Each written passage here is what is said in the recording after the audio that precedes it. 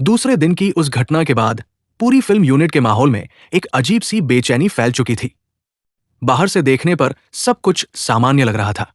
कैमरे फिर से लग गए थे, लाइटें फिर जल रही थी, निर्देशक फिर उसी उत्साह के साथ सीन समझा रहा था।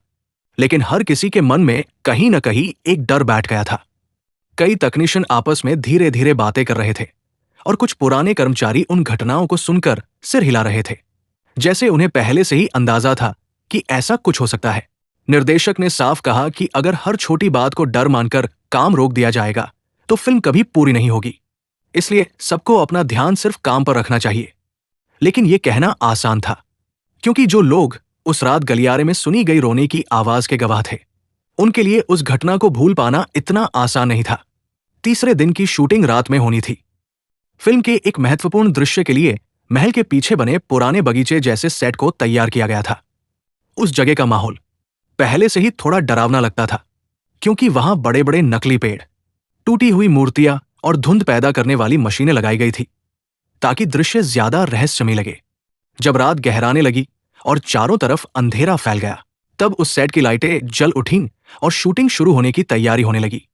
आरव को उस सीन में अकेले बगीचे में चलते हुए दिखाया जाना था, जैसे वह किसी अदृश्य ताकत का पीछा कर रहे हों।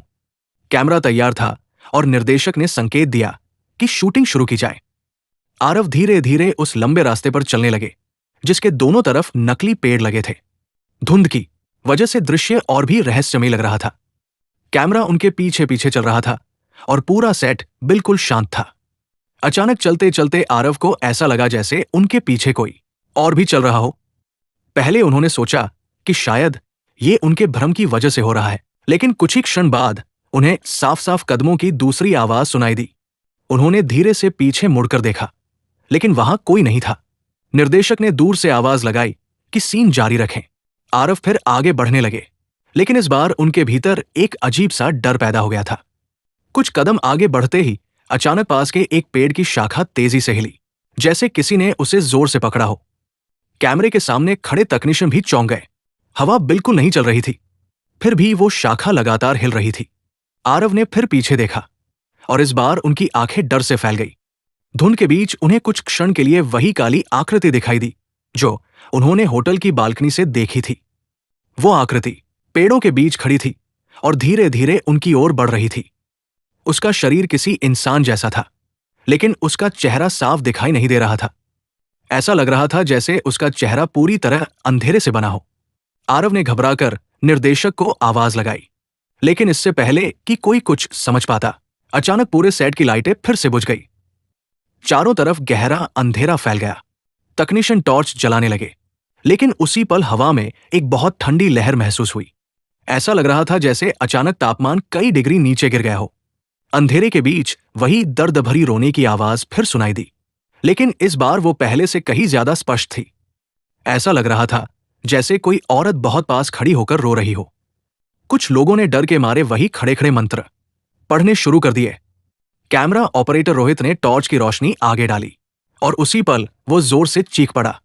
उसकी टॉर्च की रोशनी में कुछ क्षण के लिए एक चेहरा दिखाई दिया था, एक औरत का चेहरा जो बेहद पीला था और जिसकी आंखें पूरी तरह काली दिखाई दे रही थी। रोहित की चीख सुनते ही बाकी लोग भी उस दिशा में देखने लगे, लेकिन वहां फिर कुछ भी नहीं था, जैसे वो चेहरा सिर्फ एक पल के लिए प्रकट हुआ हो और फिर हवा में घुल गया हो। तभी अचानक सेट के किनारे लगे एक बड़े लोहे के खंभे से जोरदार आवाज आई और वो खंभा अपने आप हिलने लगा। ऐसा लग रहा था जैसे कोई अदृश्य शक्ति उसे झकझोर रही हो। कुछ ही सेकंड में पूरा माहौल अफरा तफरी में बदल गया। निर्देशक ने तुरंत शूटिंग बंद करने का आदेश दिया और सभी को वहां से हटने के लिए कहा। लेकिन जब टीम के लोग बाहर निकलने लगे तो एक और अजीब घटना हुई। बगीचे के बाहर जाने वाला बड़ा लोहे का गेट अचानक अपने आप बंद हो गया। वो इतनी जोर से बंद हुआ कि आवाज पूरे सेट में गूंज उठी। कुछ लोग उसे खोलने के लिए दौड़े, लेकिन वो गेट हिल भी नहीं रहा था। ऐसा लग रहा था जैसे किसी ने बाहर से उसे मजबूती से पकड़ रखा हो। उसी समय हवा में फिर वही फुसफुसाने की आवाज सुनाई दी, लेकिन इस बार वो सिर्फ एक आवाज नहीं थी। ऐसा लग रहा था जैसे कई लोग एक साथ धीरे धीरे कुछ कह रहे हों, लेकिन उनके शब्द समझ में नहीं आ रहे थे। टीम के कई लोग घबराकर एक दूसरे के पास सिमट गए। करीब 1 मिनट बाद अचानक वो गेट अपने आप खुल गया और उसी पल सारी लाइटें भी वापस जल उठीं। जैसे ही रोशनी फैली, हर कोई तेजी से उस जगह से बाहर निकल गया। उस रात के बाद कई तकनीशियनों ने साफ कह दिया कि वे उस सेट पर दोबारा काम नहीं करेंगे। लेकिन सबसे डरावनी बात अभी सामने आनी बाकी थी।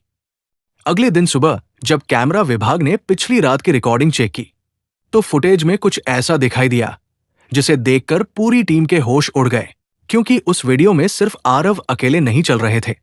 उनके ठीक पीछे, धुंध के बीच, एक और आकृति साफ दिखाई दे रही थी, और वो आकृति हर कदम पर उनके साथ साथ चल रही थी।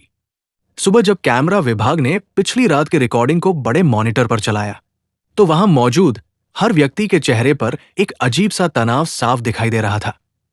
पिछले कुछ दिनों में जो घटनाएं हो चुकी थी, उनके बाद किसी के मन में यह विश्वास नहीं बचा था कि सब कुछ सामान्य है। कैमरा ऑपरेटर रोहित ने फुटेज चलानी शुरू की। पहले कुछ सेकंड तक वही दृश्य दिखाई दे रहा था जिसमें आरव बगीचे के रास्ते पर धीरे धीरे आगे बढ़ रहे थे। धुंध उनके चारों ओर फैली हुई थी और कैमरा उनके पीछे पीछे चल रहा था।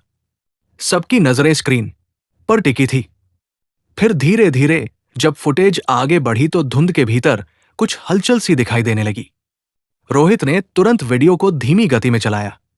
उसी क्षण पूरे कमरे में खामोशी छा गई, क्योंकि स्क्रीन पर जो दिखाई दे रहा था उसने सबके दिल की धड़कनें तेज कर दी। आरव के ठीक पीछे, धुंध के बीच, एक लंबी काली आकृति स्पष्ट रूप से दिखाई दे रही थी।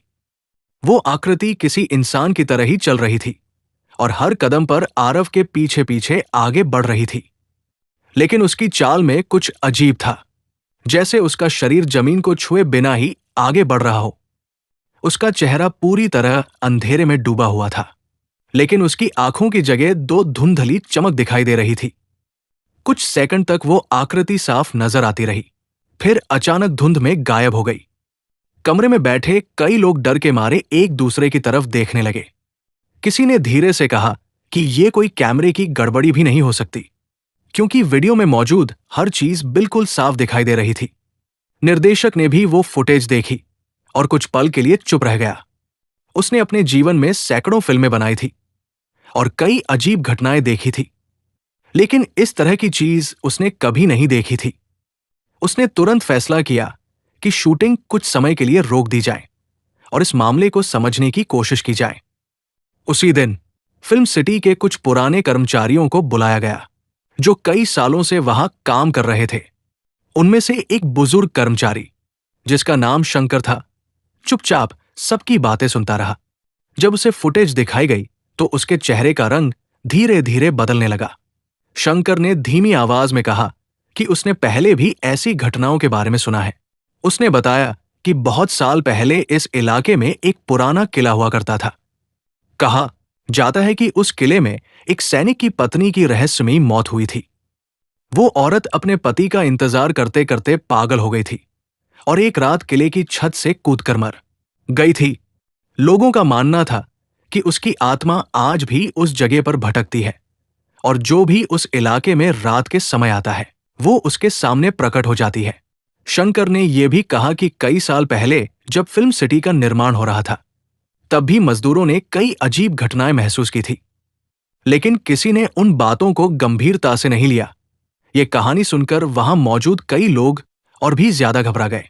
कुछ कलाकारों ने उसी समय ये कह दिया कि वे अब रात में शूटिंग नहीं करेंगे, लेकिन फिल्म का बड़ा हिस्सा अभी बाकी था।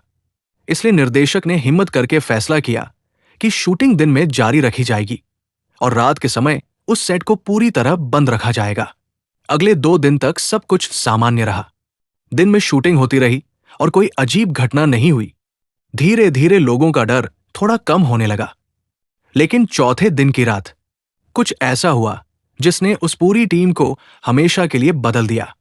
उस रात होटल में अचानक बिजली चली गई। पूरी इमारत अंधेरे में डूब गई। कुछ मिनट बाद जनरेटर चालू हो गया, लेकिन उसी समय होटल के कई कमरों से एक साथ फोन रिसेप्शन पर आने लगे। लोगों का कहना था कि उन्हें गलियारे में किसी औरत के रोने की आवाज सुनाई दे रही है। होटल का स्टाफ टॉर्च लेकर तुरंत बाहर निकला, लेकिन गलियारे में कोई दिखाई नहीं दिया। उसी समय आरव अपने कमरे की खिड़की के पास खड़े थे। बाहर दूर वही पुराना किले जैसा सेट दिखाई दे रहा था। अचानक उन्होंने देखा कि उस सेट के ऊपर एक हल्की सी रोशनी चमकी। फिर उसी रोशनी के बीच उन्हें वही काली आकृति दिखाई दी, लेकिन इस बार वो अकेली नहीं थी। उसके पास एक और धुंधली आकृति खड़ी थी, जो किसी औरत जैसी लग रही थी। वो आकृति धीरे धीरे रो रही थी और उसकी आवाज हवा में गूंज रही थी।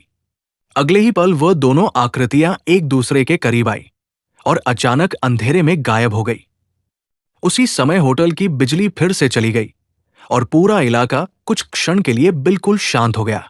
अगली सुबह जब लोग उस पुराने सेट के पास पहुंचे तो वहां जमीन पर एक अजीब सा निशान बना हुआ था, जैसे किसी भारी चीज को घसीट कर ले जाया गया हो। उस दिन के बाद निर्देशक ने बिना कोई जोखिम उठाए फिल्म की बाकी शूटिंग दूसरे स्थान पर पूरी करने का फैसला कर लिया। पूरी टीम कुछ ही दिनों में रामोजी फिल्म सिटी छोड़कर चली गई। लेकिन इस कहानी का सबसे रहस्यमयी हिस्सा तब सामने आया जब महीनों बाद उस फिल्म को रिलीज करने से पहले उसका अंतिम संपादन किया जा रहा था।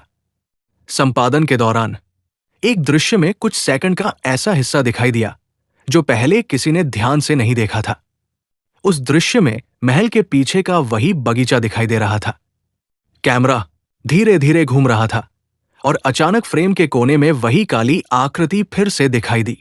लेकिन इस बार वो आकृति कैमरे की ओर देखकर धीरे धीरे मुस्कुरा रही थी और उसी पल वीडियो अपने आप रुक गया।